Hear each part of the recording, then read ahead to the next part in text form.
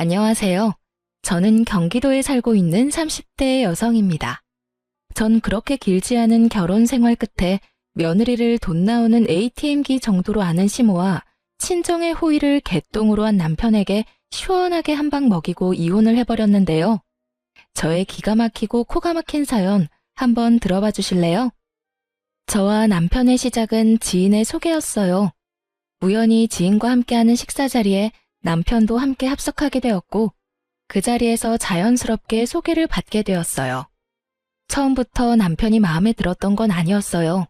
하지만 만나면 만날수록 괜찮은 사람이란 생각이 들었고 자상하고 다정한 남편의 모습이 좋아지며 연애까지 하게 되었죠. 그렇게 연애 3년 차에 되던 해에 남편과 저는 결혼을 하게 되었어요. 제가 남편과 결혼을 결심하게 된 가장 큰 이유는 저에게 한없이 잘하는 남편의 모습이 있기도 했지만 혼자 계신 엄마에게도 아들처럼 싹싹하게 구는 남편의 모습에 결혼을 결심하게 되었죠. 남편이 엄마에게 싹싹하게 구는 만큼 저도 자연스레 시모에게 잘하게 되었고 저흰 결혼까지 순탄하게 하게 되었습니다. 그렇게 결혼식을 마치고 꿈만 같던 신혼여행에서 돌아온 날 저흰 시댁에 선물을 드리기 위해 시댁에 들렀고 그날 전 시모가 제가 알던 시모와는 조금 다르다는 것을 느끼게 되었어요. 결혼하기 전 잠깐 만나 대화를 나눌 때는 한없이 고상하고 다정한 사람이었는데 신혼여행에서 돌아와 고심해서 준비한 선물을 드리니 대놓고 표정이 일그러지는 것이 아니겠어요? 그러면서 하는 말은 저를 더 황당하게 만들었죠. 선물이 이게 다니? 고작 스카프? 사돈 선물은 뭐 샀니? 고작이라뇨. 거기에다 고작이라고 하기엔 그 스카프는 고가의 명품 스카프였고 평소 스카프를 많이 착용한다는 남편의 의견에 따라 남편이 직접 고른 비싼 스카프였어요. 전 그 순간 어이가 없었지만 최대한 아무렇지 않은 척하며 시모의 물음에 답해줬어요. 저희 엄마는 작은 카드 지갑 샀어요. 그리고 어머님 선물은 이 사람이 어머님 스카프 좋아한다고 이 사람이 고른 거예요. 그래 엄마, 그거 비싼 명품 스카프야. 엄마 명품 스카프 갖고 싶다고 했었잖아. 사돈은 지갑이고 나는 왜 스카프야? 선물 가지고 차별하니 지금? 차별은 무슨. 엄마, 스카프가 지갑보다 더 비싸. 왜? 지갑으로 바꿔줄까? 엄마가 명품 스카프 갖고 싶다고 해서 나름 신경을 쓴 건데 지갑이 더 좋으면 지갑으로 다시 사줄게. 아니야. 이왕 사왔으니 잘 쓰마.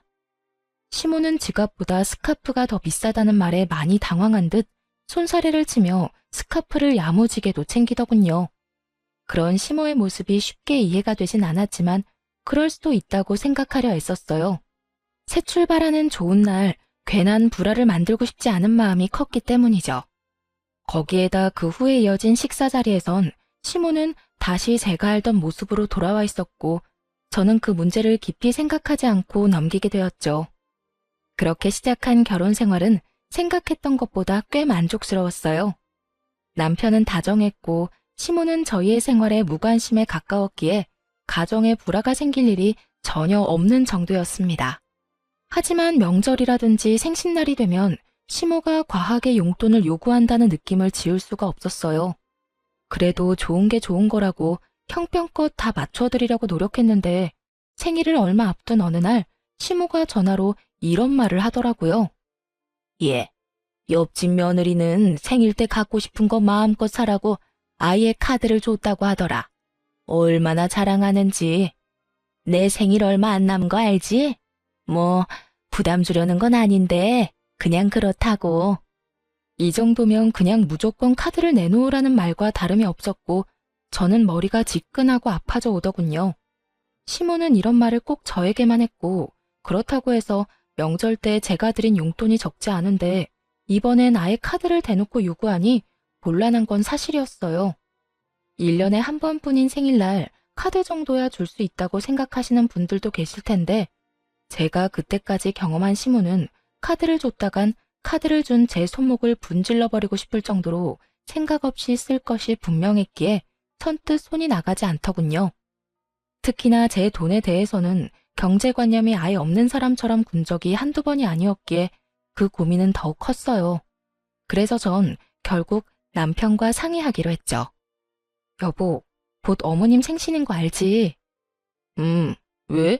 갖고 싶은 거 있으시대? 그게 옆집 아줌마네 며느리가 생일 선물로 갖고 싶은 거 사라고 카드를 줬다고 하시더라고.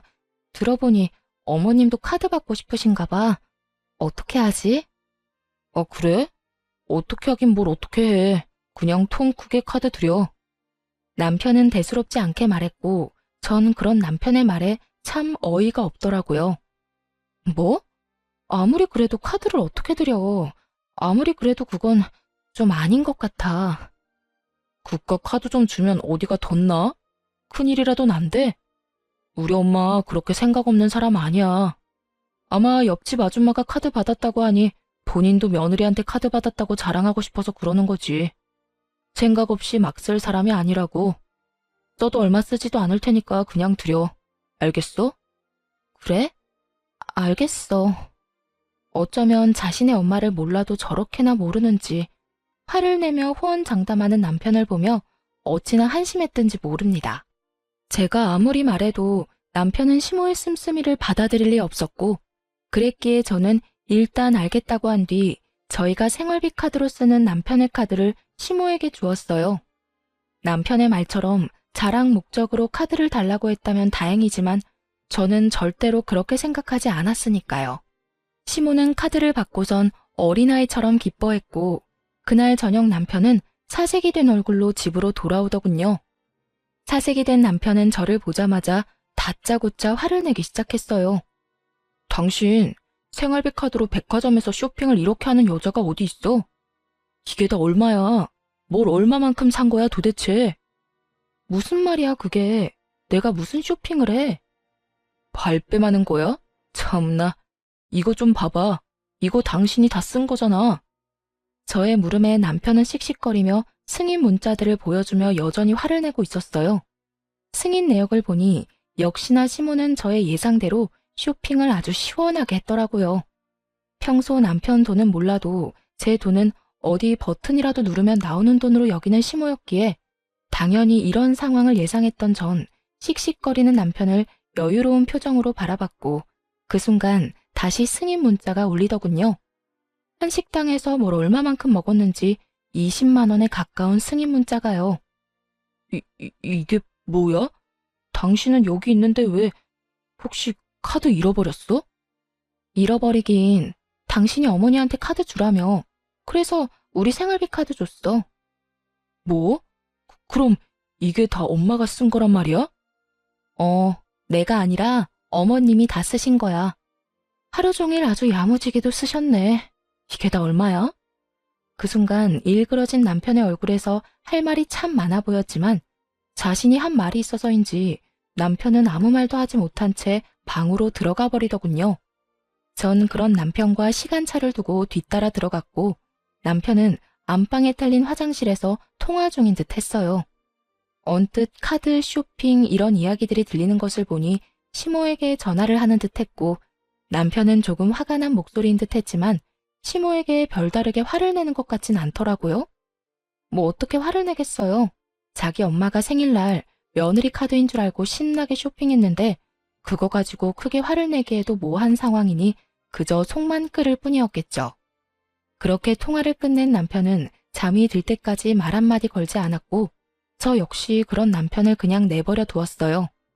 다음날 회사에 출근해서 일을 하고 있으니 화가 잔뜩 난 시모에게서 전화가 오더군요. 얘, 너 진짜 애가 왜 그러니? 내가 네 카드 달라고 했지? 언제 내 아들 카드 달라고 했어? 아, 그거요. 어머님이 저번에 카드 달라고 한 거 그 애한테 말했더니 형식상 옆집에 자랑하고 싶어서 카드를 달라고 했을 거다. 절대로 생각 없이 막 쓰실 분이 아니다. 라고 하길래요. 그렇다면 아무 카드나 상관없다 싶어서 생활비 카드로 드린 건데 무슨 문제가 있나요? 아무것도 모르는 척 낭창하게 답하는 제 대답에 시모는 할 말을 잃은 듯 거친 숨소리만 들리더군요. 저는 거기에서 멈추지 않고 정말로 아무것도 몰라서 묻는다는 듯 말을 이어나갔어요. 설마 어머님 막 쓰신 건 아니죠? 그이가 어머님은 그렇게 몰상식하게 자식들 카드로 사치 부리는 사람이 절대 아니라고 저한테 호언장담했거든요. 그럴 리가 있니? 그냥 물어본 거다. 보니까 우리 아들 카드길래 그냥 물어본 거야. 아, 그러셨어요? 그래서 어머님도 옆집 아주머니께 자랑 좀 하셨어요? 그래. 아주 실컷 자랑했어. 그럼 끊으마. 시모는 짜증 가득한 목소리로 전화를 끊어버렸고, 이로써 저는 시모가 제 생각과는 전혀 다른 사람이란 걸 확실하게 알게 되며 시모와 거리를 두며 지내게 되었어요. 시모와 거리를 두고 지내니 남편과의 관계도 나빠질 일이 없었고 나름 화목한 하루하루를 보내고 있었죠. 그러던 어느 날 전 하루 연차를 내고 친정에서 시간을 보내기로 했고 엄마와 밥도 먹고 오랜만에 휴식을 취하며 엄마가 휴대전화에 깔아달라고 했던 앱들을 깔고 있었어요. 그런데 그때 입금 알림이 울렸고 그 순간 제 두 눈을 의심하고 말았죠. 남편 이름으로 입금된 금액 5만 원. 참 경악스럽더라고요. 그 당시 저와 남편은 매달은 부담스러워 드리지 못하고 3개월에 한 번씩 양가 부모님께 용돈을 드리고 있었어요. 친정은 남편이, 시댁은 제가 드리고 있었는데 암묵적으로 정해진 금액이 30만 원에서 50만 원이었던 터라 저는 그렇게 드리고 있었는데 남편은 달랑 5만 원이라니 황당할 수밖에요.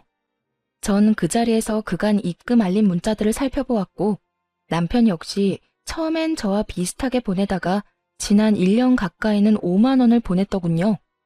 5만 원이라니 저희 엄마를 무시하는 것도 정도가 있지. 이 정도면 그냥 보내지 않는 것이 더 낫지 않나요? 아무리 형편에 맞게 드리는 용돈으로 성의 표시라도 한다는 것이라지만 몇 달 뒤에 있는 자기 부모님 결혼기념일 기념으로 해외여행을 보내드린다고 큰돈을 들여 비행기 티켓부터 숙소까지 예약했다는 것을 뻔히 아는 상황이라 더욱 화가 나더군요. 전 괜히 엄마까지 신경 쓰이게 하고 싶지 않아 아무런 티를 내지 않고 시간을 보내다 집으로 돌아왔어요. 부글부글 끓는 마음을 안고 남편을 기다렸죠. 퇴근한 남편이 돌아오자 저는 현관문에서부터 남편에게 따져 물었죠. 당신 진짜 너무한 거 아니야? 다짜고짜 너무하다니 무슨 말이야? 알아들을 수 있게 말해줘야지. 나 다 알고 있어. 당신 근 1년 동안 우리 엄마한테 용돈 5만 원씩 보냈더라. 우리 엄마가 거지야? 5만 원이 없을까봐? 그럴 거면 차라리 보내지 말았어야지. 난 매번 당신 집에 적을 땐 30만 원, 많을 땐 50만 원씩 드리는 거 뻔히 알면서 뭐 5만 원? 지금 장난해? 우리 집이 그렇게나 만만하게 보였어? 애초에 양갓집에 3달에 한 번씩 용돈 주자는 사람도 당신이었잖아. 이러려고 용돈 주자고 했어? 아니 그게 아니라 당신도 알잖아. 우리 엄마가 그때 생활비 카드로 쇼핑도 과하게 하기도 했고 이번에 부모님 결혼기념일에 여행 보내드린다고 돈도 많이 쓰기도 해서 여유가 없었어. 그걸 말이라고 해? 그럴 거면 아예 보내질 말든가 나한테 말하든가 했어야지. 애들 용돈 주는 것도 아니고 3달에 한 번, 그것도 당신이 그렇게 하자고 해서 드리는 용돈인데 그걸 딸랑 5만 원을 보내는 게 말이 된다고 생각해? 그리고 당신이 5만 원씩 보내기 시작한 게 1년이 다 돼가던데 그걸 변명이라고 하고 있는 거야? 지난 1년 동안 그렇게 힘든데 최근에 당신 부모님 해외여행 보내드릴 생각은 어떻게 했어? 다 말이 안 되잖아. 미안해. 이리저리 좀 힘들어서 그랬어. 내가 힘들다고 안 보내기엔 장모님이 기다릴 것 같아서. 그래도 5만 원은 아니었는데 미안해. 한 가지 확실하게 말할 수 있는 건 장모님을 무시한다거나 그런 건 전혀 아니었어. 난 장모님도 아무 말씀 안 하시니까 지레짐작으로 괜찮으신가 보다 하고 안일하게 생각했어. 정말 미안. 그런데 어떻게 알았어? 혹시 장모님이 말씀하셨어? 우리 엄마가 그런 말을 했겠어? 그런 말을 할 거였으면 당신이 5만 원도 용돈이라고 처음 보냈을 때 당장 말했었겠지. 내가 오늘 친정 가서 엄마 휴대전화 정리해주다가 봤어. 내가 진짜 엄마 볼 면목이 없어서. 어쨌든 당신한테 정말 실망이야. 남편은 다시 한번 절대 친정을 무시하려고 했던 행동이 아니라며 싹싹 빌었지만 저는 이미 마음이 상할 대로 상해버렸고 죄인 얼굴을 하고 비는 남편에게 이렇게 말했어요. 다 됐고 앞으로 각자 집은 각자 알아서 챙기자. 생신, 명절, 어버이날 그게 뭐든 다. 각자 집은 각자 알아서 챙기자는 말이야. 그리고 당신 한 번만 더 우리 엄마한테 이딴 식으로 대했다간 나 가만히 안 있을 테니까 그런 줄 알아. 알겠어.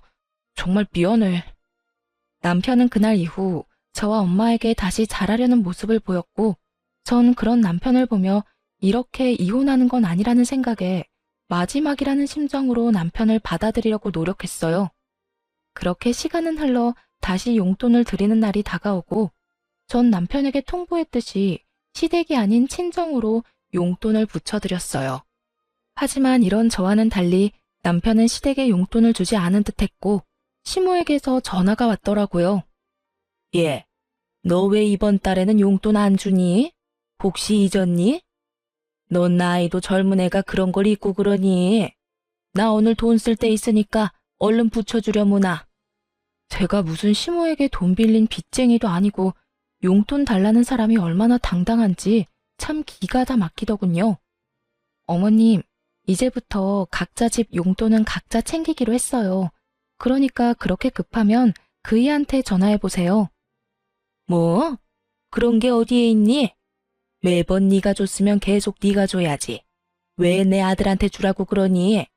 그러지 말고 그냥 네가 줘. 괜히 바쁜 애한테 그런 거 시키지 말고. 알겠니? 언제나 늘 그렇듯 돈만 연관되었다 하면 시모는 독불장군처럼 대화가 통하지 않았고, 전 그런 시모를 잘 알기에 일단 알겠다는 말과 함께 전화를 끊고 돈을 붙여주었어요. 남편이 그랬듯이 딱 5만 원을요. 돈을 입금하고 얼마 지나지 않아 시모에게서 득달같이 전화가 다시 오더군요. 너 지금 5만 원 붙인 거니? 나랑 지금 장난해? 오냐 오냐 해줬더니 시험이 무서운 줄 모르고 날 무시해도 유분수지. 어디서 5만 원을 보내 5만 원을? 내가 무슨 거지인 줄 알아? 그러게요.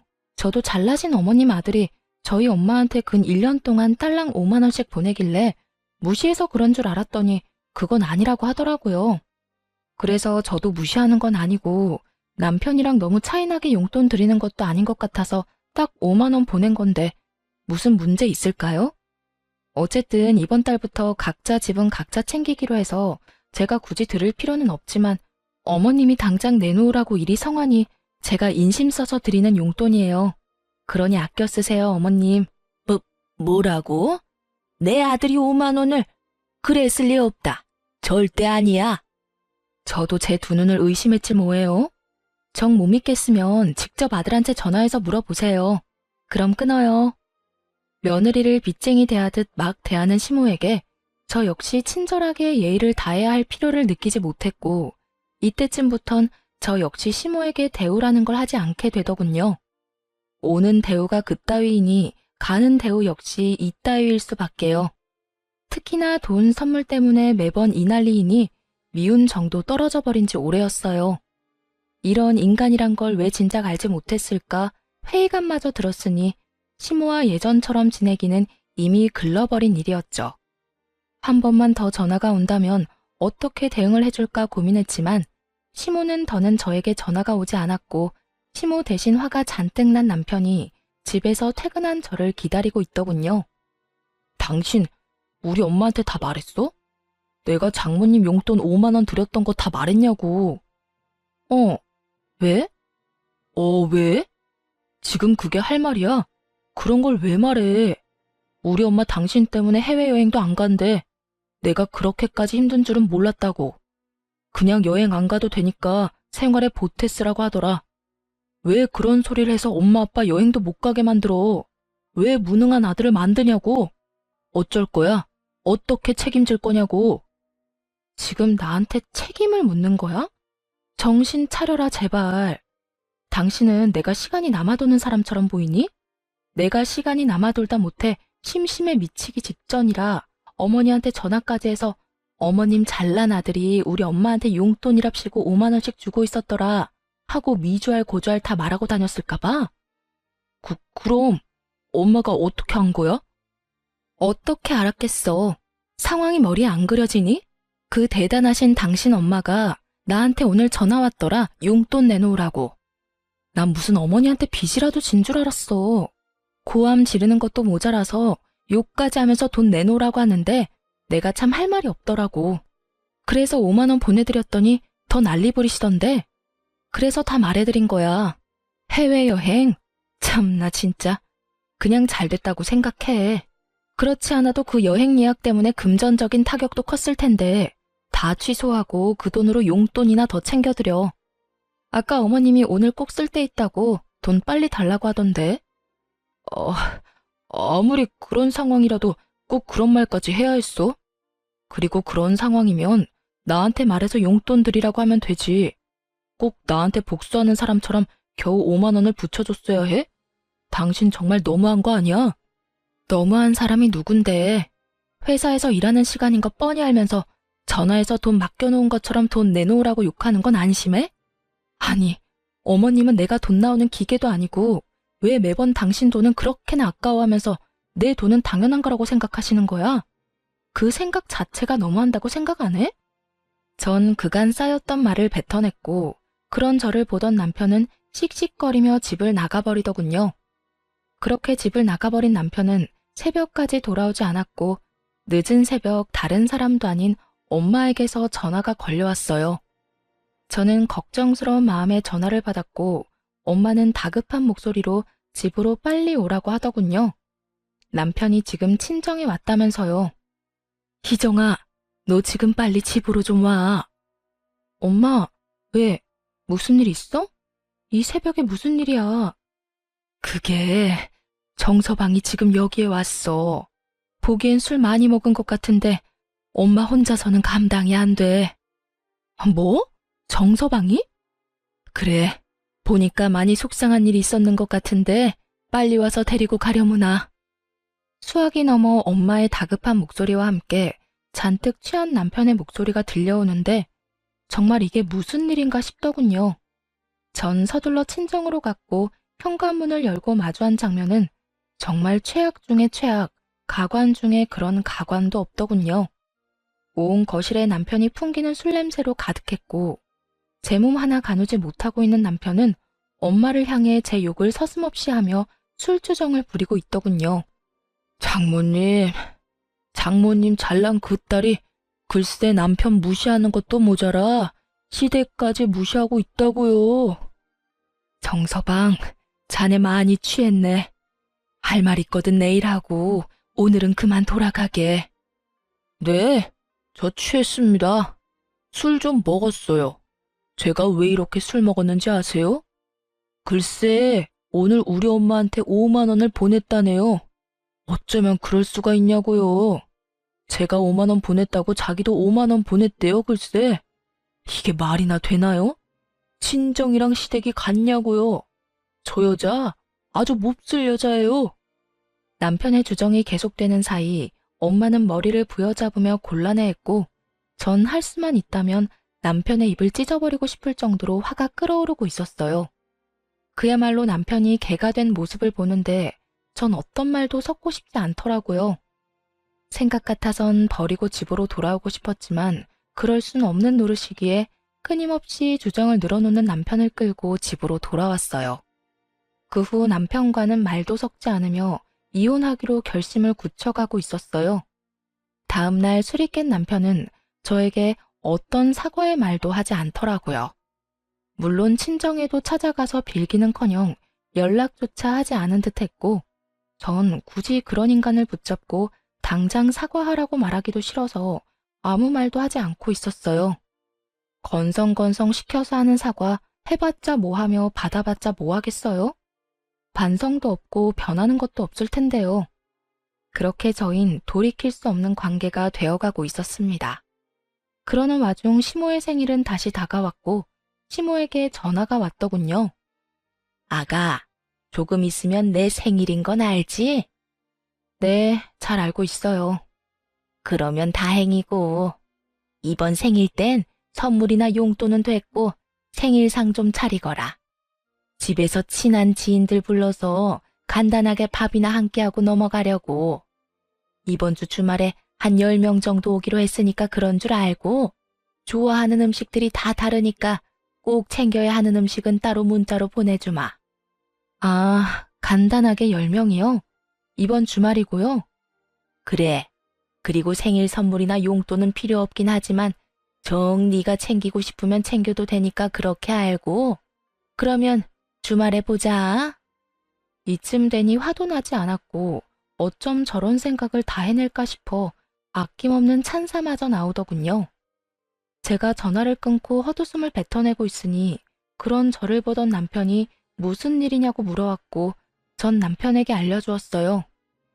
왜? 무슨 일이길래 그렇게 웃어? 우리 엄마 아니야? 맞아. 곧 어머님 생신이잖아. 이번엔 간단하게 지인분들 불러서 생신하고 싶다네. 간단하게 한 10명 부를 테니까 와서 상 차리라고. 10명이 간단하게가 맞는 거야? 당신 생각은 어때? 생신상? 그게 왜? 그리고 10명이면 간단한 거지. 옛날에는 동네 잔치도 하고 그랬어. 그 정도는 며느리로서 당연히 해야 할 도리 아니야? 이러니 저러니 군말하지 말고 생신상이나 제대로 준비해.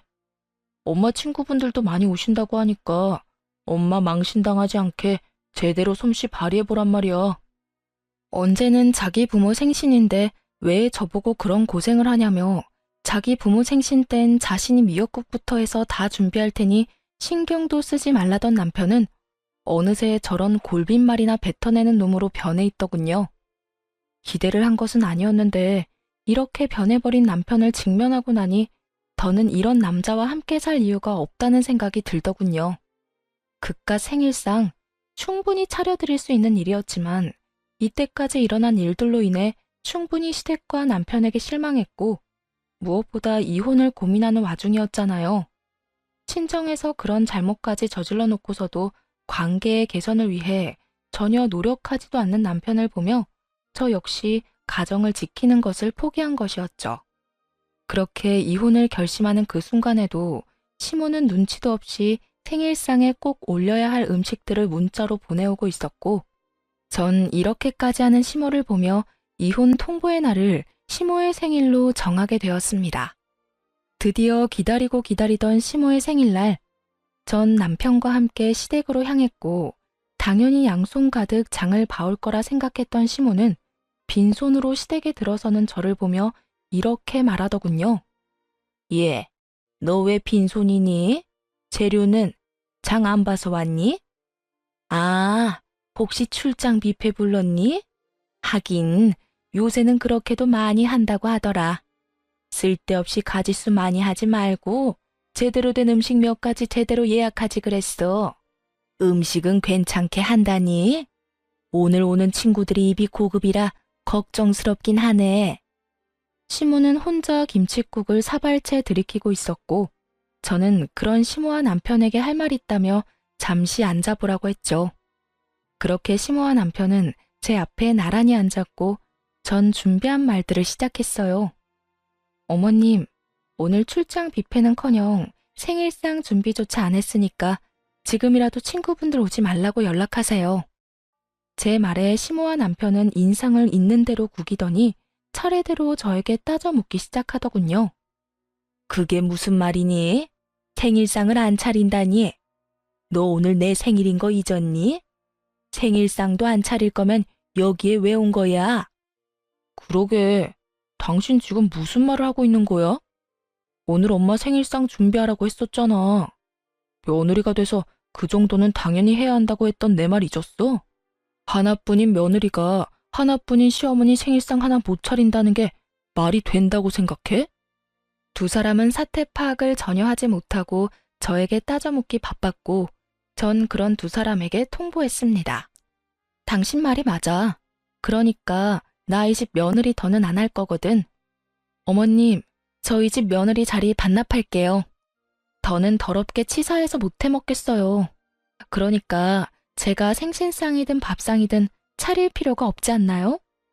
저의 통보에 시모는 멍하니 저를 바라보았고 남편은 득달같이 몸을 세우며 저에게 따져 묻더라고요. 뭐? 그게 무슨 말이야? 며느리를 안 한다니? 설마 이혼이라도 하자는 말이야? 이혼해. 나 더는 이런 집 며느리도 당신 부인도 못 해먹겠어. 야, 이런 일로 이혼은 무슨 이혼이야? 생신상 차리는 게 뭐라고 이혼까지 해? 당신 이것밖에 안 되는 사람이야? 당신 정말 멍청하구나. 내가 이까지 생신상 때문에 이혼까지 하겠어? 그러면 도대체 왜 이혼까지 하자는 거야? 이걸 모르니까 이혼하자는 거야. 당신, 우리 친정에서 그런 일 있고 나서 우리 엄마한테 찾아가서 용서는 빌었어? 찾아가지는 못하더라도 전화로 용서는 구했냐고. 그것뿐이야. 이때까지 당신이 나한테 한 모든 행동들 너무 실망스러웠지만 꾹꾹 참았는데 더는 안 되겠어.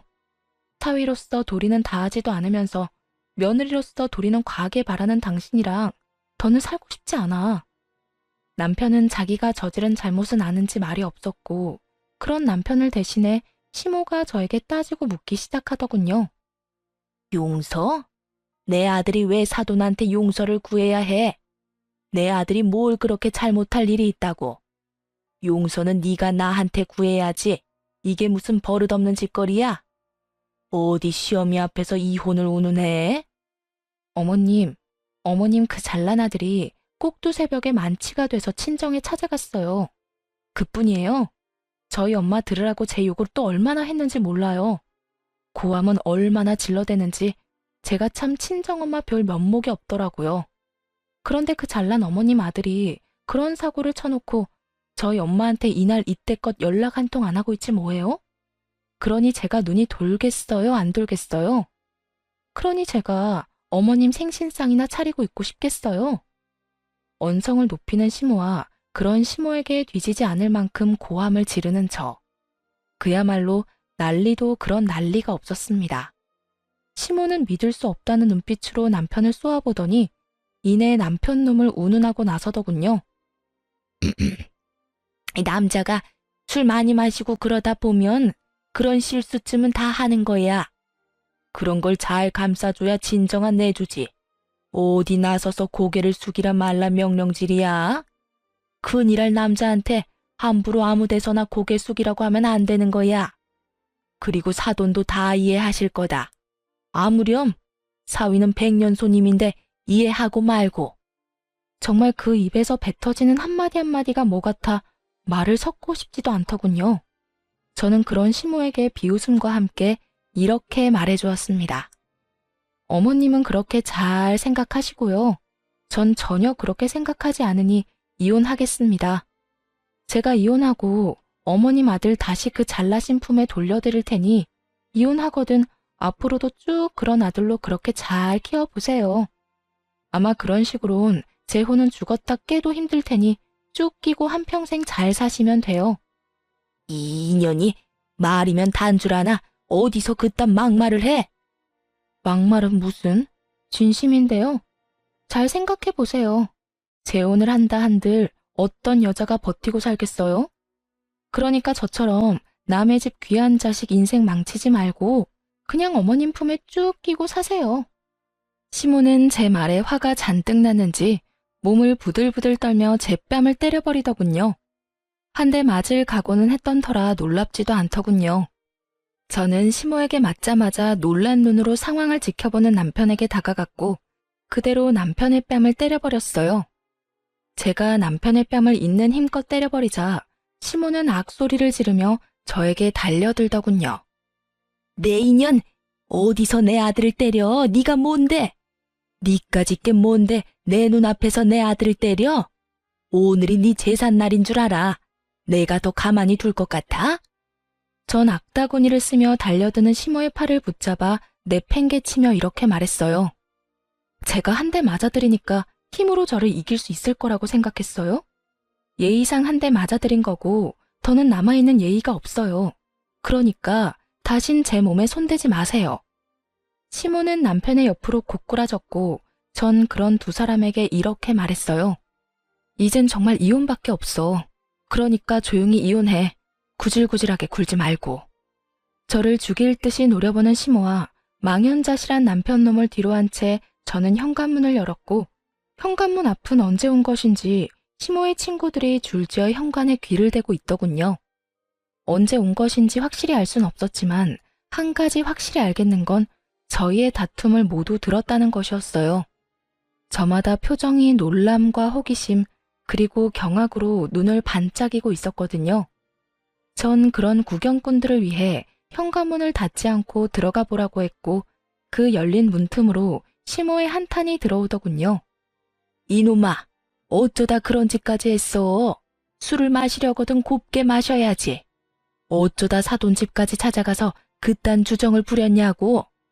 그리고 그딴 짓을 했으면 당장 다음 날이라도 찾아가서 용서를 구했어야지. 뭘 잘했다고 고개 빳빳이 들고 그러고 있어?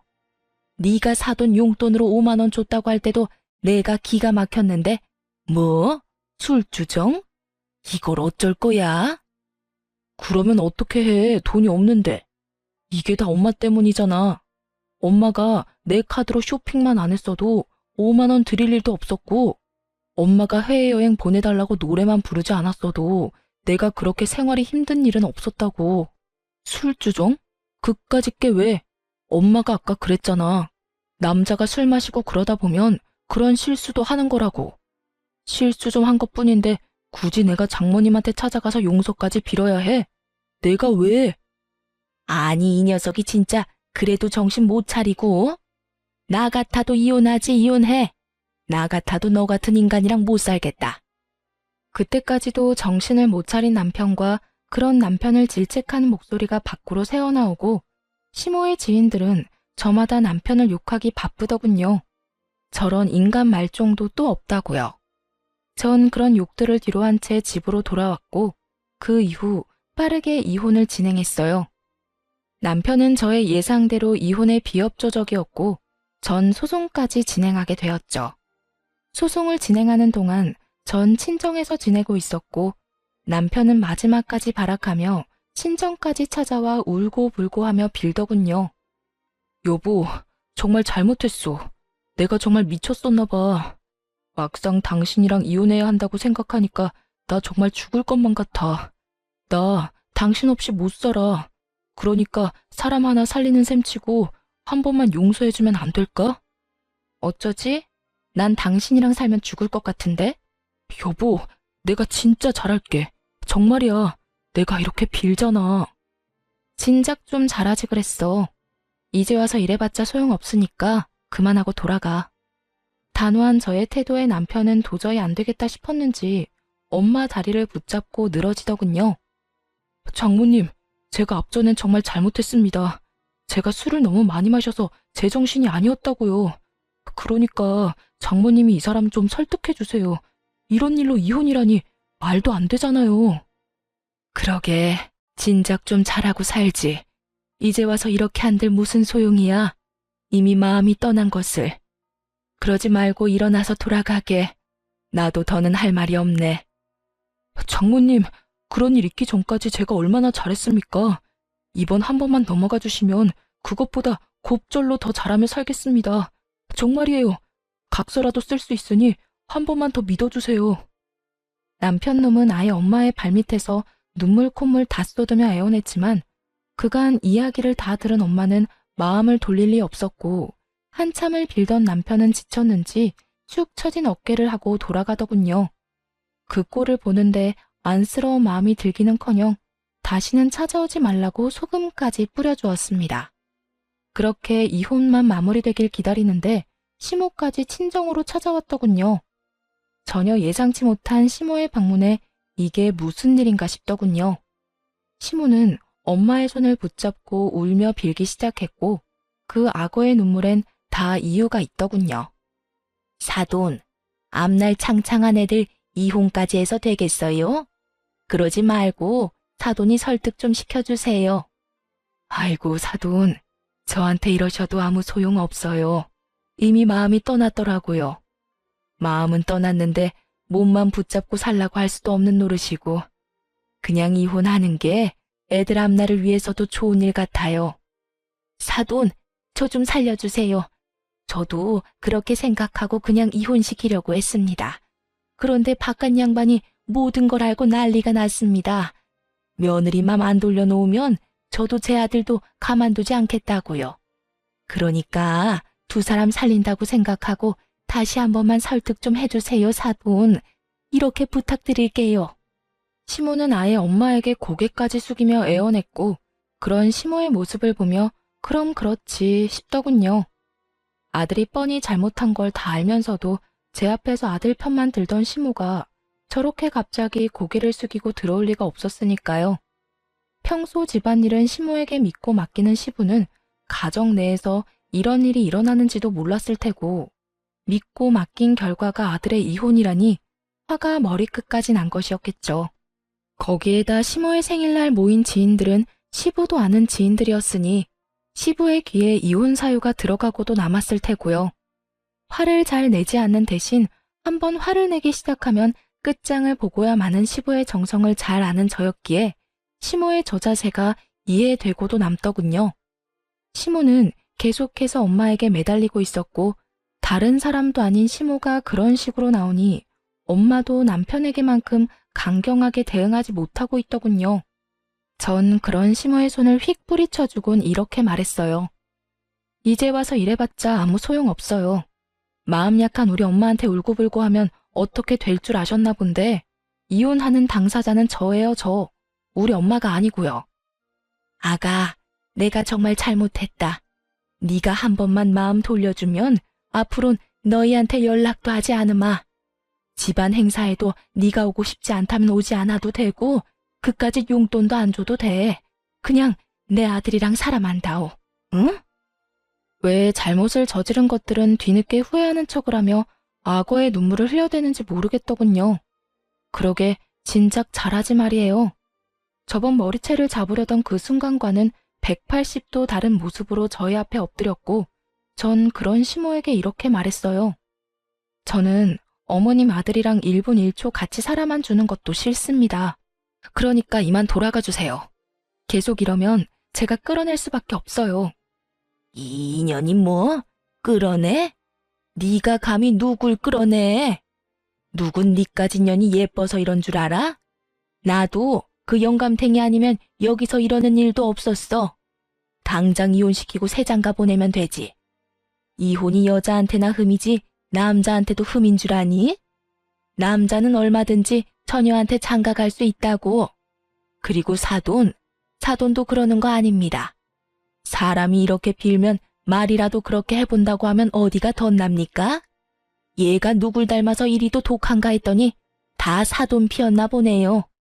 시모는 마지막 발악에 가까운 막말을 쏟아내고 있었고 전 그런 시모를 끌어내며 이렇게 말했어요. 아줌마, 여기 와서 행패 부리지 말고 당장 나가세요. 한 번만 더 찾아오면 경찰에 신고할 테니 그런 줄 알고요. 그리고 오늘 와서 이렇게 행패 부린 거 아버님께 전화해서 다 말할 테니 그렇게 아세요. 질질 끌려 쫓겨난 시모는 굳게 닫힌 현관문 앞에서 한참이나 난동을 부려댔고 제가 부른 경찰분들이 오고 나서야 시모는 집으로 돌아갔습니다. 그렇게 두 사람은 찾아오지 않았고 전 소송에서 이기며 시모와 남편에게 위자료를 받고 이혼하게 되었어요. 이혼이 확정되는 당시 전 남편의 몰골은 거의 폐인에 가까웠고 그 모습을 보는데 참 통쾌하더군요. 저딴 인간 때문에 망친 제 인생이야. 앞으로 제가 열심히 행복하게 잘 살면 회생이 될 테지만 그 인간은 회생이 불가능해 보였어요. 이혼과 동시에 전 번호도 바꿔버리고 회사도 이직해 전 남편과 전 시댁의 소식은 듣지도 전하지도 않고 살고 있어요. 가끔 이혼 후 전 시모와 전 남편이 전 시부에게 정말로 쫓겨는 났을까 문득 궁금해질 때도 있지만 굳이 알아서 뭐 하겠어요. 이미 끝난 인연이고 더는 그런 인간들 이야기로 귀를 더럽히고 싶지도 않은걸요. 전 이직한 회사에서 잘 지내고 있습니다. 그 지옥 같은 결혼 생활에서 탈출한 지도 5년이란 시간이 다 되어가고 현재는 남자친구도 있어요. 제가 이혼한 지 3년이 지났을 때 회사에서 만난 남자로 제가 언제나 늘 최고고 제일 예쁘다고 해주는 제 눈엔 세상 누구보다 멋진 남자예요. 한번 크게 대인 상처가 있어서 그런지 아직까지 결혼 생각은 없긴 하지만 사람 일은 또 모르는 일이지 않나요? 그래서 무조건 아니다, 안 된다 생각하지 않고 마음을 열고 천천히 알아보려고요. 이로써 저의 긴 사연도 끝이 났어요. 어떠셨나요? 답답하신 분들도 통쾌하다 하신 분들도 계셨을 것 같아요. 결혼 생활을 시작할 당시 전 남편을 위해서라도 시댁과의 관계를 원만하게 유지하고 싶었고, 그랬기에 더욱 그러려니 하며 노력하고 살았습니다. 하지만 시간이 지나 지금 생각해보니 제가 잘못 생각했던 것 같아요. 아닌 건 아니고 옳은 건 옳은 건데 말이죠. 혹시나 저처럼 시댁의 과한 요구에도 가정을 지키기 위해 참고 인내하며 사시는 모든 아내분들, 부디 우리 할 말은 적당히 하고 살아요. 그러면 저는 이만 물러가 볼게요. 긴 시간 함께 해주셔서 너무 감사합니다. 다들 행복하세요.